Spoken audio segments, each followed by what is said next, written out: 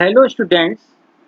आज के इस वीडियो में हम लोग VB डॉट नेट में स्ट्रिंग फंक्शंस कैसे यूज़ करते हैं उसको यहाँ पे समझेंगे। इसके लिए मैंने यहाँ पे फॉर्म में दो टेक्स्ट बॉक्स लगा रखे हैं, साथ ही नंबर ऑफ बटन्स लगा रखे हैं। तो सबसे पहले हम लोग पहले बटन पे आते हैं, यहाँ पे लिखा हुआ है एल केस।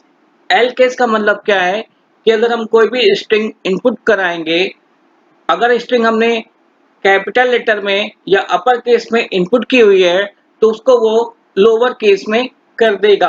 अब इसको एक बार देख लेते हैं। यहाँ पे इस बटन पे डबल क्लिक करते हैं। मैं डबल क्लिक करने पे देख रहे हैं आप कि यहाँ पे जो स्ट्रिंग्स क्लास के अंदर एल केस नाम का फंक्शन या मेथड कॉल हो रहा है। कॉल होने पे इसमें text box one dot text यानी पैरामीटर पास किया गया है। तो इस टेक्स्ट बॉक्स वन में जो भी वैल्यू देंगे उसको वो लोअर केस में कन्वर्ट कर देगा। अब इसको एक बार हम लोग परफॉर्म करके देख लेते हैं। यहाँ पे जैसे मैंने यहाँ पे कुछ कैपिटल लेटर में लिख लिया। अब जैसे इस बटन पे एल केस पे क्लिक करेंगे तो आप देख रहे हो कि आपका आउटपुट स्मॉल लेटर में या लोअर केस में कन्वर्ट हो गया। अब इसी तरह से सेकेंड बटन पे क्लिक करते हैं, यू केस लिखा हुआ है। यू केस यानी कि ये इसे अपर केस में कन्वर्ट कर देगा। तो इसके लिए यहाँ पे टेक्स्ट बॉक्स वन में जो भी वैल्यू है उसको अपर केस में कन्वर्ट करने के लिए यहाँ पे स्ट्रिंग क्लास के अंदर यू केस फंक्शन या मेथड को कॉल किया गया है। तो यू केस के अंदर आप देख लो एक पैरामीटर पास किया गया है। तो इस पैरामीटर यानी उस टेक्स्ट बॉक्स वन में जो भी वैल्यू होगी उसको वो अपर केस में कन्वर्ट करके टेक्स्ट बॉक्स टू में डिस्प्ले करा देगा। अब इसका भी आउटपुट देख लेते हैं। यहाँ पे अब इसी में स्मॉल लेटर में कुछ मैंने टाइप किया हुआ है। बटन पे क्लिक करते हैं। जैसे ही बटन पे क्लिक किया देखिए इसमें आउटपुट जो हो रहा है वो कैपिटल लेटर में कन्वर्ट हो रहा है। अब इसके बाद अगले बटन पे आते हैं जो कि लेन है, यानी यहाँ पे हम जो भी स्ट्रिंग इनपुट कराएंगे उसको वो टोटल नंबर ऑफ कैरेक्टर्स कितने हैं वो काउंट करके बता देगा। तो उसके लिए यहाँ पे स्ट्रिंग्स डॉट लाइन मेथड को कॉल किया गया है और उसके अंदर एक पैरामीटर यानी text box one dot text में जो भी वैल्यू देंगे उसकी वो लेंथ काउंट करेगा और उसको टेक्स्ट बॉक्स टू में डिस्प्ले करा देगा। अब इसको भी एक बार करके देख लेते हैं। यहाँ पे तो यहाँ पे मैंने कुछ टाइप कर दिया हुआ है।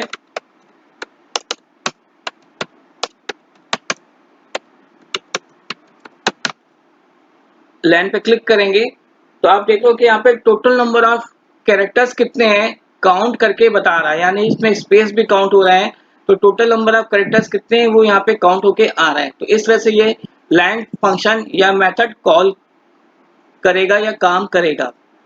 अब अगला जो फंक्शन है या मेथड है वो है हमारा लेफ्ट। लेफ्ट का मतलब क्या है कि हमने जो भी स्ट्रिंग इनपुट की हुई है उसमें कितने वैल्यू तक लेफ्ट से डिस्प्ले कराना है उसके लिए यहाँ पे लेफ्ट फंक्शंस कॉल किया जाएगा। तो इसमें यहाँ पे दो पैरामीटर पास किए गए हैं। पहले में हम वैल्यू देंगे, देन सेकंड पैरामीटर में लेफ्ट डायरेक्शन से कितने कैरेक्टर डिस्प्ले कराने हैं उसको स्पेसिफाई करेंगे और इसकी वैल्यू किस में आ जाएगी, टेक्स्ट बॉक्स टू में आ जाएगी। अब इसका भी आउटपुट डिस्प्ले करके देख लेते हैं। यहाँ पे जैसे लिखा हुआ है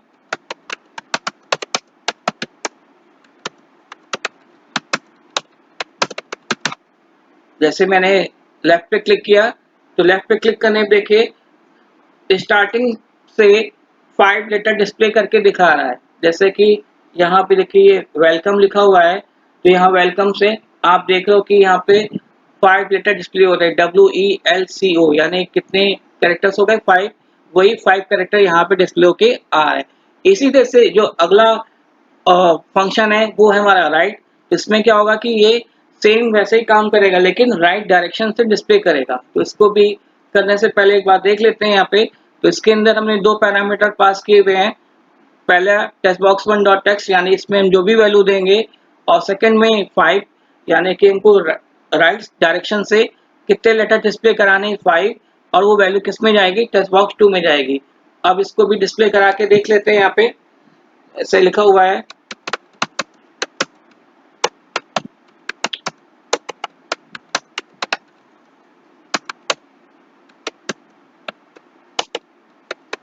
ये लिख लिया मैंने। राइट पे क्लिक करेंगे। राइट पे क्लिक करने पे देखिए यहाँ पे 5 लेटर डिस्प्ले हो रहे हैं। 5 कैसे हो रहा है, यहाँ पे एक स्पेस भी डिस्प्ले होके आ रहा है। तो इस तरह से ये हमारा काम करेगा। अगला बटन जो है हमारा वो है मिड। मिड में क्या है कि हम किसी भी पोजीशन से कितने लेटर डिस्प्ले कराने हैं उसको यहाँ पे समझते हैं। इसके लिए इस पे क्लिक करेंगे तो यहाँ पे स्ट्रिंग डॉट मेट फंक्शंस का यूज होगा, जिसके अंदर हमने दो पैरामीटर पास हो रहे हैं, टेक्स्ट बॉक्स 1 डॉट टेक्स्ट कमा 5। तो ये क्या करेगा कि 5 पोजीशन से नंबर ऑफ कैरेक्टर डिस्प्ले करा देगा। इसको समझने के लिए F5 करते हैं। यहाँ पे जैसे लिख लेते हैं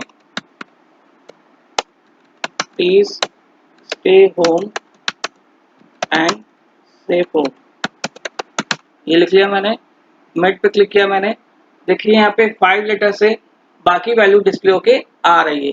लेकिन अगर आप चाहते हैं कि 5 के बाद भी आप वैल्यू को डिस्प्ले कराना चाहते हो, कि यानी कि एक पर्टिकुलर पोजीशन से पर्टिकुलर कैरेक्टर तक डिस्प्ले कराना है, जैसे मैंने इसमें एक पैरामीटर और पास कर दिया 5। अब इसको डिस्प्ले कराते हैं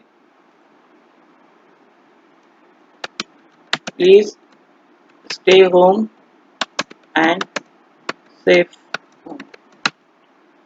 अब मिड पे क्लिक करते हैं तो अब देख रहे हो कि यहाँ से 5 पोजीशन से 5 लेटर डिस्प्ले होके आ रहा है। अब इसके बाद अगला ऑप्शन जो दिया हुआ है वो है हमारा एड ट्रिम। एड ट्रिम का मतलब होता है लेफ्ट पोजीशन से अगर कोई स्पेस है उस स्पेस को वो रिमूव करने का काम करेगा। तो वो कैसे काम करता है उसको समझते हैं यहाँ पे। तो उसके लिए मैंने यहाँ पे एक ट्रिम फंक्शन यूज किया हुआ है, और टेक्स्ट बॉक्स 1 में जो भी वैल्यू है उसमें अगर कोई लेफ्ट पोजीशन से कोई स्पेस है तो उस स्पेस को वो रिमूव करने का काम करेगा। तो इसको भी एक बार करके देख लेते हैं यहाँ पे। इसके लिए F5 करेंगे। F5 करने पे प्लीज स्टे होम, ये लिख लिया मैंने। और अभी मैंने कोई स्पेस नहीं दिया हुआ है तो यहाँ पे देखिए कुछ भी नहीं हो रहा है पे, ठीक है। अगर यहाँ पे मैंने कुछ स्पेस दे दिए, अब क्लिक करें तो क्लिक करने पे देखिए यहाँ पे क्या हुआ कि जो भी स्पेस थे वो स्पेस हट गए। अब इसी को अगला जो फंक्शन है वो है आर ट्रिम। आर ट्रिम का मतलब क्या होता है कि अगर राइट डायरेक्शन में राइट पोजीशन पे मैंने कुछ स्पेस दे रखे हैं तो वो स्पेस को वो रिमूव करने का काम करेगा। तो इसमें भी वैसे ही काम कर रहा है कि यहाँ पे खाली आर ट्रिम हो गया है। तो आर ट्रिम का मतलब होता है राइट ट्रिम। राइट ट्रिम का मतलब कि राइट पोजीशन पे अगर कोई स्पेस है तो वो स्पेस को वो रिमूव करने का काम करेगा। इसको भी समझ लेते हैं यहाँ पे। जैसे मैंने लिखा हुआ है please stay home and save. यहाँ पे मैंने कई स्पेस दे दिए।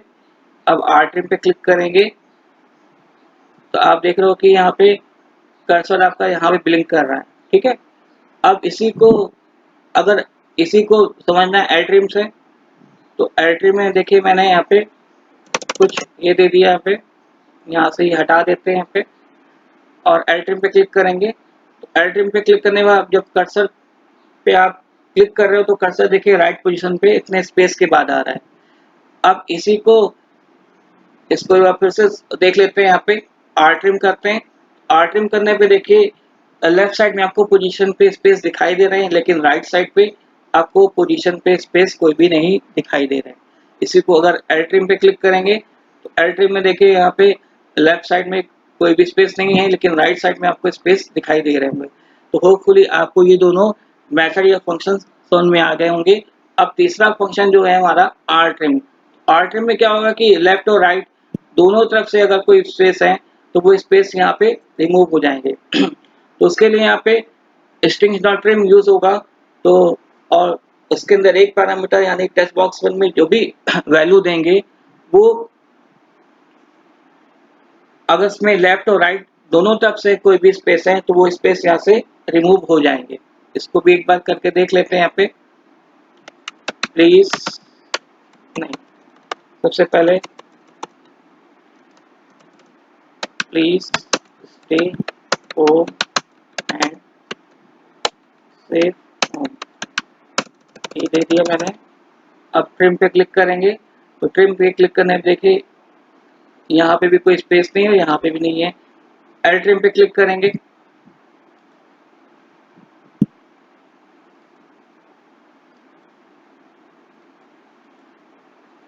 इसको समझने के लिए थोड़ा सा टेक्स्ट बॉक्स थोड़ा बड़ा कर लेते हैं।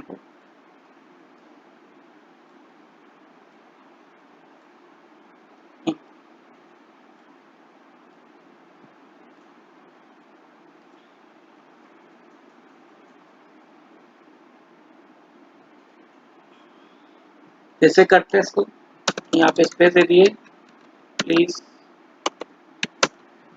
Stay home and save home, ये लिया मैंने। अब ट्रिम पे क्लिक कर रहे हैं, ट्रिम पे क्लिक करने पे देखिए कर्सर यहाँ पे आ रहा है, सही है। एड ट्रिम पे क्लिक करें, एड ट्रिम पे क्लिक करने पे देखिए यहाँ पे राइट साइड में स्पेस आपको दिखाई दे रहे हैं। आर ट्रिम पे क्लिक करेंगे, देखिए लेफ्ट साइड में आपको स्पेस दिखाई दे रहे हैं और राइट साइड में कोई भी स्पेस नहीं है। लेकिन ट्रिम पे क्लिक करने पे क्या होगा, आपको दोनों तरफ से कोई भी स्पेस नहीं दिखाई देंगे। तो ट्रिम का काम क्या होता है कि लेफ्ट और राइट दोनों तरफ से कोई भी स्पेस होगा वो स्पेस को रिमूव करने का काम करेगा। अब इसमें जो लास्ट है वो है रिप्लेस। तो रिप्लेस में क्या होगा कि टेक्स्ट बॉक्स 1 में हम जो भी वैल्यू डाल रहे हैं उसमें अगर कहीं पे भी पहला पैरामीटर में हमने कोई वैल्यू दी हुई है, सेकंड पैरामीटर पे कोई वैल्यू दी है, तो पहले पैरामीटर में जो भी वैल्यू होगी उसको वो सेकंड पैरामीटर से रिप्लेस कर देगा। जैसे इसको एक बार हम लोग करके देख लेते हैं। यहाँ पे फंक्शन है 5, Ram is a good boy. अब रिप्लेस पे क्लिक करेंगे तो रिप्लेस पे देखिए यहाँ पे क्या हुआ कि राम की जगह पे यहाँ पे क्या आ गया, रमेश आ गया। तो यानी कि जो सेकंड पैरामीटर में जो भी वैल्यू थी उसको उसने थर्ड पैरामीटर से चेंज कर दिया। इसको समझने के लिए इस पे जाते हैं, यहाँ पे इस पे क्लिक करते हैं तो यहाँ पे देखिए strings dot replace function use हुआ है। इसके अंदर पहला पैरामीटर में हम वैल्यू देंगे, सेकंड में आपको किस वैल्यू को फोकस करना है यानी किसको चेंज करना है, किससे चेंज करना है वो सेकंड पैरामीटर में थर्ड पैरामीटर में दिया जाएगा। तो इस वजह से यहाँ पे रिप्लेस फंक्शन यूज होगा। तो होपफुली आपको ये समझ में आया होगा। थैंक्स।